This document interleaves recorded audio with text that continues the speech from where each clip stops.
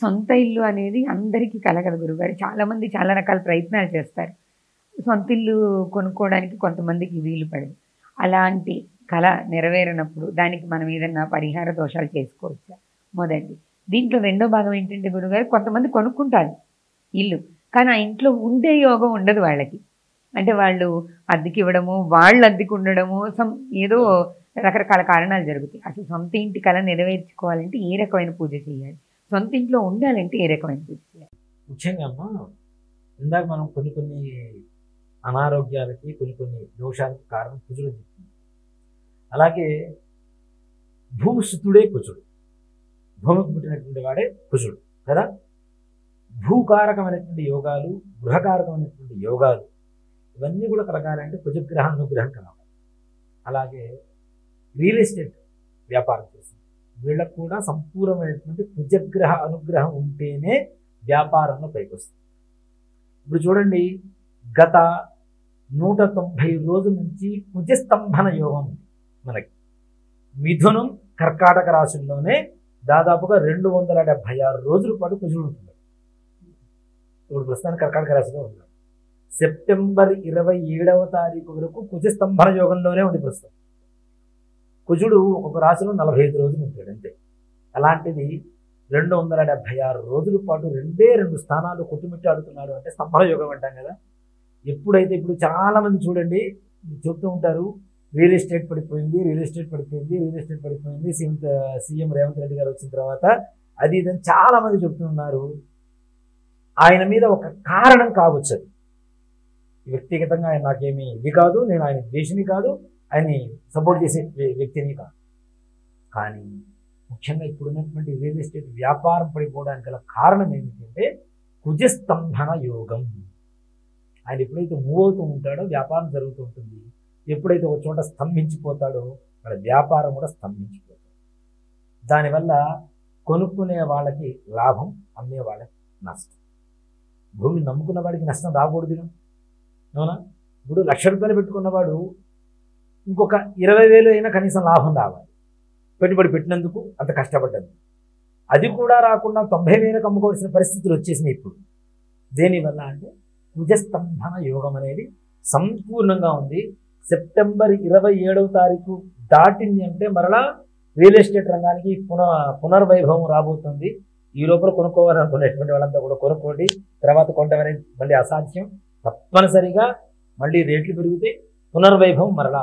అంటే 2025 సెప్టెంబర్ 27 వరకు కుజస్తంభన యోగం. కొనుక్కోవాలనుకున్న వాళ్ళందరికీ ఈ సమయం కరెక్ట్, మంచి సమయం, తక్కువలో వస్తుంది.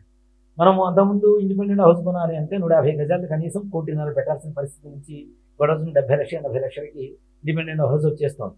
ఎందుకు వస్తుంది అంటే కేవలం కుజగ్రహ పరిస్థితి వల్లనే వస్తుంది కాబట్టి. అది అట్లానే కొంతమంది ఇల్లు కట్టడం ప్రారంభిస్తారు, మధ్యలో ఆగిపోయి కదా. అలాగే ఇల్లు కొనుక్కుందాం అని చెప్పి అడ్వాన్సులు ఇస్తూ ఉంటారు, క్యాన్సిల్ చేసుకుంటూ ఉంటారు. తీసుకోవాలి లాస్. ఇచ్చిన అమౌంట్ అడ్వాన్స్ మళ్ళీ కంప్లీట్గా వెనక్కి ఇవ్వరు. కొన్ని రోజుల తర్వాత వెనక్కి తీసుకుంటాము అంటే 1,00,000 2 లక్షలు లాస్ అవ్వాలి. 4-5 సార్లు 10 సార్లు 15 సార్లు ఎంత ప్రయత్నిస్తున్నా ఇలానే అవుతుంది.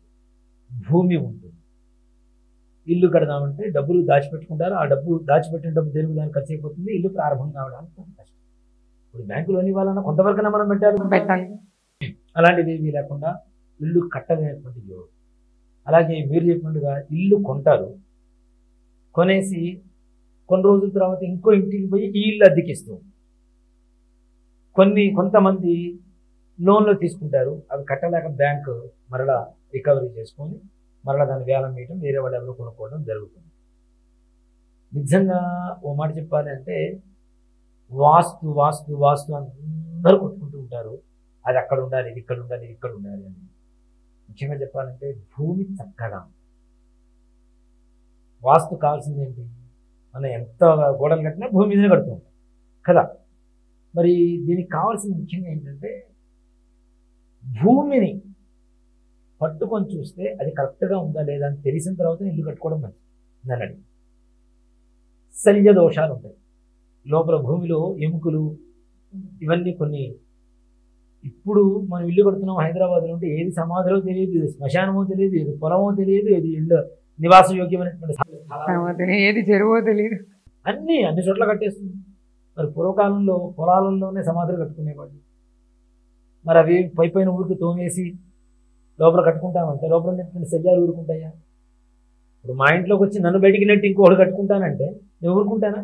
మరి వాటికి ఒక స్థలం ఇచ్చినప్పుడు వాటి స్థలం వాడుకుంటాను, కానీ నేను వాటి లోపల అట్లానే వచ్చేసి వాటి మీద నేను నడుస్తూ ఉంటాను, అది చేస్తుంటాను, నా ఇల్లు కరెక్ట్గా ఉండాలంటే ఎట్లా ఉంటుంది? ఉండదు. ఇంట్లో అనారోగ్యం, అలాగే అశాంతి, ఆర్థిక ఇబ్బందులు, రుణబాధలు, భార్యాభర్తల మధ్య గొడవలు, ఇవన్నీ కూడా విపరీతంగా వస్తూ ఉంటాయి. అందుకనే నేను అదే వాస్తు చూడండి అని చెప్తే ఒకటే మాట చెప్తా, నేను వాస్తు చూడండి మీ ఇంట్లో బట్టి తీసుకుంటాను నేను చెప్తానని చెప్తాను. అది కరెక్టా కాదా, మంచిదా కాదు? మనిషి బాగుంటే ఏ షర్ట్ వేసుకున్నా బాగుంటాడు అమ్మా. మనిషి బాగుండకపోతే ఏ షర్ట్ వేస్తే ఏముంది, సూట్ వేస్తే ఏముంది, బంగారు చొక్కా వేస్తే ఏముంది? అవునా? భూమి బాగుంటే ఏ రకమైనటువంటి గోడలు కట్టినా నిజంగా బాగుంటుంది. అసలు భూమి మంచిది కాదన్నప్పుడు బ్రాహ్మణ, క్షత్రియ, శూద్ర భూములు అని చెప్పి 3 రకాల భూములు ఉంటాయి.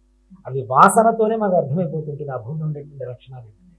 లేదు, నిజంగా మీరు ఒక దేవుడిని నమ్ముకోండి, నిత్యం అదే దేవుడికి మీరు ప్రార్థన చేస్తున్నారు, పూజలు చేస్తున్నారు అనుకోండి, అక్కడ మట్టి పట్టుకుంటే మీరు కళ్ళు మూసుకుంటే తప్పనిసరిగా లోపల ఉండేటువంటి దోషాలు ఏంటో భగవంతుడు అట్లా చూపిస్తూనే ఉంటాడు. అంటే మనం కరెక్ట్గా అనలైజ్ చేసుకోగలిగితే తప్పనిసరిగా తెలుస్తుంది. ఈ మధ్య ఒక సినిమా డైరెక్టర్, రైటర్, ఒక ఇల్లు మారుతున్నాను, నాకు బాగా క్లోజ్ ఫ్రెండ్ ఆయన, ఇల్లు మారుతున్నాను ఒకసారి ఇల్లు చూద్దు రావా వెళ్ళాను. వద్దు సార్ అని. ఎందుకు? బాగుంది, ఇల్లు బాగుంది, మంచిగా ఉంది, ఎవరు వేసుకొని చనిపోయారు సార్ అని చెప్పాను. అంటే ఎవరు వేసుకొని చనిపోవడం ఏంటి, ఊరుకోను. లేదు సార్, పక్క వాళ్ళని పిలవండి అని పిలిచారు. అమ్మ, ఇంట్లో ఎవరన్నా ఊరేసుకొని చనిపోయారు ఆడవాళ్ళు. ఆవిడ నోరు తెచ్చింది. ఏమైందమ్మా?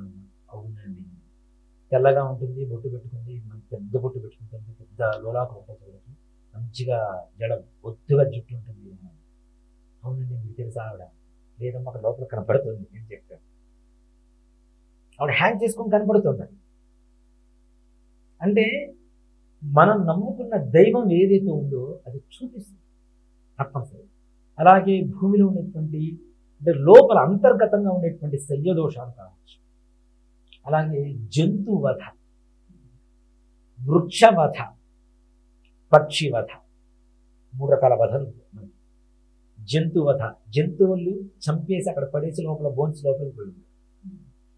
వృక్షవధ, పచ్చడి చెట్టును నరికి ఇల్లు కట్టుకుంటారంటే చెట్టు ఇరుకుంటుంది, దానికి ప్రాణం ఉంది, అవునా? అలాగే పక్షివధ, అసలు నిజంగా చెట్టు ఎందుకు పుట్టకూడదు అంటే చెట్టు తీసి పక్కన పెడతాం, పచ్చగా ఉంటుంది, బాగానే ఉంటుంది, చల్లగా గాలిస్తుంది. దాన్ని ఆశ్రయించుకొని కొన్ని పక్షులు ఉంటాయి కదా, వాటి జీవాన్ని మనం తీసేసినట్లే కదా. అలాగే బావులు, పూర్వకాలంలో పురాతనంలో ఉండేటువంటి బావులు బూట్ చేసి ఇల్లు కడుతూ ఉంటారు. మరి జలచరాలు ఎంత ఆశ్రయించుకొని ఆ భాగం ఉంటాయి లోపల, తాబేడు కావచ్చు, లేదా చేపలు కావచ్చు, అవునా? జలచరాలు ఉంటాయి కదా, వాటి ఆవాసాన్ని కూడా మనం తీసేసినటువంటి పాపం మనకు వస్తుందా లేదా? ఇవన్నీ పాపాలే, ఇవన్నీ చేస్తూ ఉన్నాం. ఇంట్లో మంచిగా ఉండాలి, మళ్ళీ ఆ స్థలం బాగుండాలని కోరుకుంటాం. ఒక చోట బావి గుడ్చాలంటే ఇంకో చోట బావి తవ్వాలి, లేదా కనీసం బోరన్నా వేయాలి. ఒక చెట్టును కొడుతున్నామంటే ఇంకో చోట చెట్టును నాటాలి. కొన్ని రోజులు దాన్ని పెరిగి పెద్దదైన తర్వాత ఇక్కడ ఇంట్లో ఉండే చెట్టును కొట్టాలి. ఇట్లాంటివన్నీ చేయవు, మళ్ళీ అన్నీ బాగుండాలి. పూర్వకాలం నుండి జంతువులు ఉన్నటువంటి ఎద్దులు, దున్నపోతులు పొలాల్లో పడి చనిపోయి చనిపోయిన తర్వాత శల్యాలు మొత్తం ఏమవుతాయి, భూమిలోకి వెళ్ళిపోతూ ఉంటాయి. ఆ శల్యాలు మరి దోషం కాదా? శల్య దోషం అంటాం. అందుకనే గృహప్రవేశం అప్పుడు కూడా ఇవన్నీ దోషాలు పోవాలని కొన్ని పూజలు ఉంటాయి. అవేమీ చేయకుండా నేను లోపలికి పోతాను, రిపన్ కటింగ్ చేసుకుంటాను, లోపలికి వెళ్ళిపోయి పాల్పొంగి చేసుకుంటా, నాకు సరిపోతుంది. పంతులు గారికి ఎందుకు ఖర్చు పెట్టాలి, పూజా స్టోర్ని ఎంతెందుకు సామాగ్రి తీసుకురావాలి, పంతులు గారికి ఒకవేళ పూజ చేసిన ఖర్చు పంతులు కూడా తీసుకొస్తారు. ఆ బియ్యం తెస్తారు. ఆ బియ్యం ఎట్లా ఉంటాయంటే పొరపాటున ఎవరికైనా ముష్టి వాళ్ళకి పెట్టినా వాళ్ళు కూడా ఒప్పుకోరు. వాళ్ళకంటే ఘోరంగా కోటా బియ్యం తీసుకొచ్చి పెడతారు వీడి మొహాన్ని. నిజంగా మాట చెప్పాలంటే పూర్వకాలంలో అత్యధికమైనటువంటి సంపన్నులు ఎవరంటే బ్రాహ్మణులు. ఇప్పుడంటే చాలామంది రోడ్డును పడ్డారు, కానీ ఒకప్పుడు సంపన్నులు బ్రాహ్మణే ఉండేవారు. 100,000 ఎకరాలు ఉండేవారు. వాడు తినడానికి బియ్యం ఏమాత్రం తక్కువ తినేవాడు, మంచి బియ్యం తినేవాడు. పెట్టేది అట్లా పెట్టేవాడు, తినేది అలానే తినేవాడు.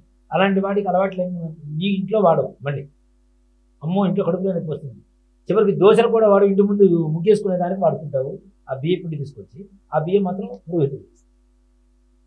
అవునా? ఇలాంటివన్నీ ఎందుకు చేయాలి? ఎందుకు నష్టం, ఇంత ఖర్చు ఎందుకు పెట్టుకోవాలి?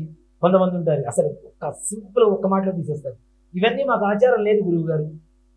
ఆచారం లేదంటే ఒకటే మాటలో మాకు అయిపోతుంది.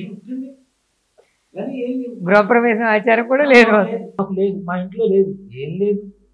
ఎదురువాడికి అన్నం పెట్టడం లేదా, పెట్టి అన్నం మంచిగా ఉండడము అలవాటు లేదా? అవునా? పెట్టడమే లేదు ఇప్పుడు, అసలు పెట్టాల్సిన అవసరమే లేదు.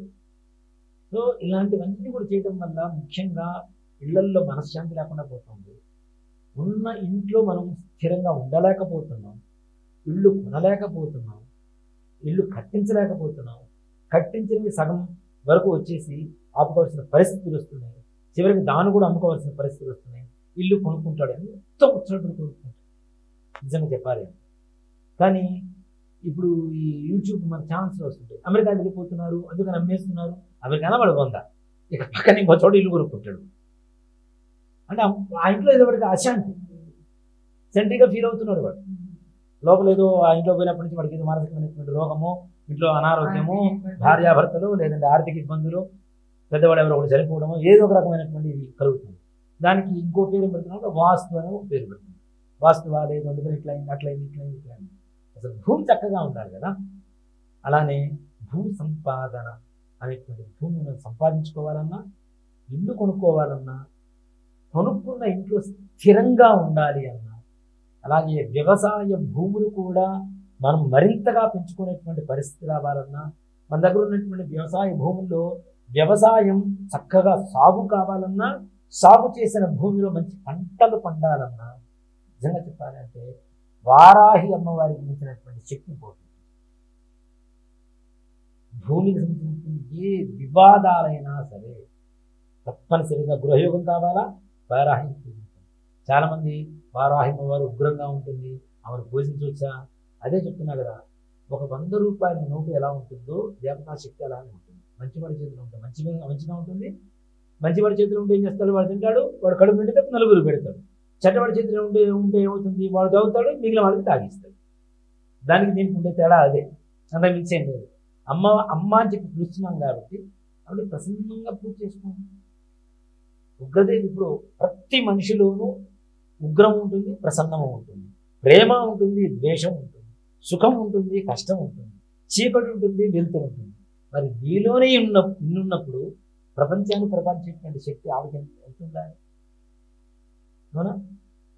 కాబట్టి వారాహి అమ్మవారికి పూజ చేయడం అనేది నిజంగా నేను సంపూర్ణంగా నమ్ముతాను.